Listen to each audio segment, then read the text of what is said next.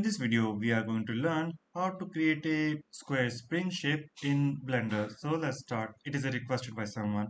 So I will press A to select all, press X and delete. Now click on Add Curve and select the curve spiral Archimedean. Just in case if it is not showing, all you have to do is click on Edit, Preferences, click on Add-ons and type Extra. Click on extra curve objects. If you are using Blender version 4.2.1, then you need to uh, click on your internet and download it. For those in 4.0 versions, you will see inbuilt and you all you have to do is just click on add-on. Okay. After that, it will show all this. Now click on curve spiral, click on Archimedean. Now what I will do, I will go here and let's say I increase the height and number of turns.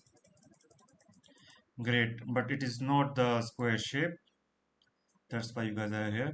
So decrease the number of steps to 4. Is it square shape? Yep. So this is now your what I can say square shape spring.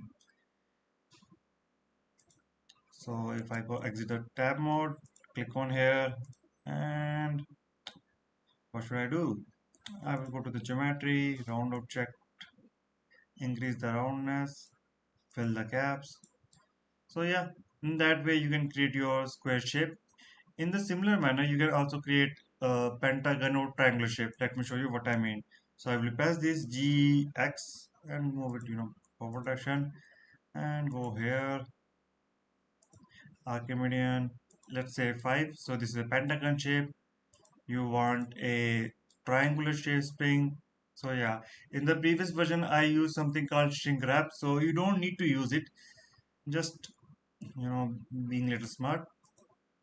And someone say, hey, that there is less geometry here. All you have to do is press A, right click and subdivide and increase the numbers of division.